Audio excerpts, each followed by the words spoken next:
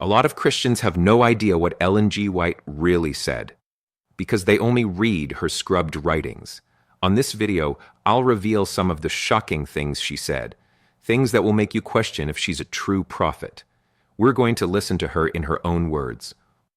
Let's get going. Let the Christian wife refrain, both in word and act, from exciting the animal passions of her husband. The good SDA wife can't do anything to excite her husband. No wonder they call them Sadventists. There are many who are losing their souls in this age of the world by becoming absorbed in the thoughts of marriage and in the marriage relation itself. In this age of the world, the fewer the marriages contracted, the better for all. Many are losing their souls, many because they're thinking about marriage.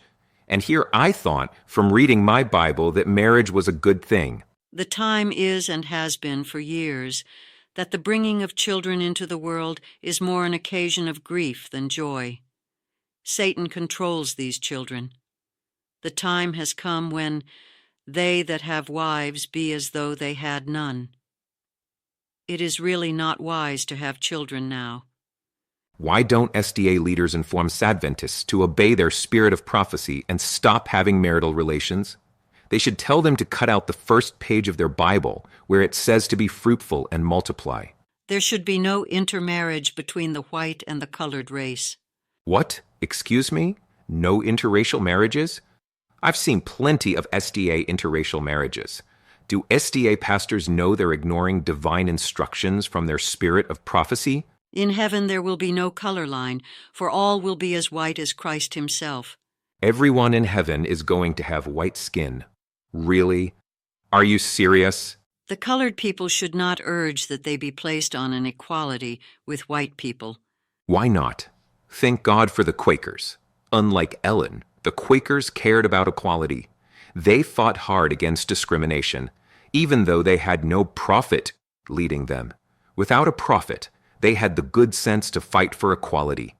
Meanwhile, while the Quakers were fighting against segregation, the SDA General Conference cafeteria was still segregated. I'm sure Ellen White would have been pleased with them. Tea and coffee drinking is a sin, an injurious indulgence which, like other evils, injures the soul. Drinking tea and coffee is a sin? Jesus said what goes in the mouth doesn't defile a person. So who's right? Jesus or Ellen White? Have you any wine in the house? Beat up a raw egg and give it to the child with grape wine 3 times each day.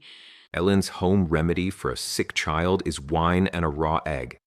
That's right, she said a raw egg. Are you serious? When is Loma Linda going to start following their prophet and give sick children raw eggs and wine? Oh, by the way, uncooked eggs have salmonella. It can kill children. This woman wasn't just wrong. She's downright dangerous. The artificial hair and pads covering the base of the brain heat and excite the spinal nerves centering in the brain. The heat induces the blood to the brain. The action of the blood upon the animal organs of the brain tends to recklessness in morals, and the mind and heart are in danger of being corrupted. This absurdity about wigs endangering one's morals was based on the false doctrine of phrenology, which Mrs. White bought into. It's total nonsense. This is a most horrible practice, this revealing the secret parts of women to men, or men being treated by women. What a joke. Someone better tell all the male obstetricians and gynecologists at Loma Linda to stop this horrible practice. I don't know any SDA who takes this seriously. When I choose a doctor, I'm more interested in their qualifications than their sex. Cheese should never be introduced into the stomach. It is wholly unfit for food. I grew up eating tons of cheese at SDA schools. The 2023 meta-analysis of 47 studies found that people who had cheese had a lower all-cause mortality, lower cardio disease, and lower strokes. Looks like Ellen White was wrong again. You place upon your tables butter, eggs, and meat, and then your children partake of them. They are fed with the very things that will excite their animal passions, and then you come to meeting and ask God to bless and save your children. How high do your prayers go? Let me get this straight. Raw eggs are okay for sick kids, but not for everyone else? Why then did Jesus say that eggs were a good gift for children to ask their parents for? Infants should be allowed only plain food, partaken of at regular periods, not oftener than 3 times a day, and 2 meals would be better than 3. This is the worst advice I've ever heard. Infants need to eat way more than twice a day. This is yet another example of Ellen White's ludicrous teachings that supposedly came from God. Pickles, which should never find a place in any human stomach, will give a miserable quality of blood. Give me a break. I ate pickles at many SDA church potlucks. Her own people don't even believe her nonsense. Many females place over their breasts paddings to give the form the appearance of well-developed breasts. These appendages result in obstructing the process of nature, making a healthy development of the breasts impossible. And if these become mothers, there cannot have a sufficient supply of nourishment for their offspring. Let me get this straight. If a girl pads her bra, then her breasts won't develop properly, and she won't be able to breastfeed her children? Are you serious? Why isn't Loma Linda telling everyone about Mrs. White being years ahead of science on this? SDAs claim Ellen White's writings are the spirit of prophecy. Do SDAs follow the instructions given in their spirit of prophecy? Of course they don't. The results of self-abuse in them is seen in various diseases such as catarrh, dropsy, headache, loss of memory and sight, great weakness in the back and loins, affections of the spine. The head often decays inwardly. Cancerous humor is inflamed. The mind is often utterly ruined, and insanity takes place. According to the Cleveland Clinic, none of what Ellen White wrote on this subject is true. None of it. Was she really years ahead of science, or years behind? No courting is allowed. The school would be worth nothing to students were they to become entangled in love affairs as you have been. Our college would soon be demoralized. Every STA school I went to, the students were all dating. I suppose that means STA schools are worthless. God has shown me those who keep God's commandments to have nothing to do in praying for the sick of those who are daily trampling them underfoot. Let me get this straight. God showed Ellen that Adventists can only pray for Sabbath keepers? Why would God contradict himself by telling us to pray for all men? God hates unruly children who manifest passion and evil tempers, etc. God loves honest-hearted, truthful children, but cannot love those who are dishonest. To say that God hates children is blasphemy. Blasphemy!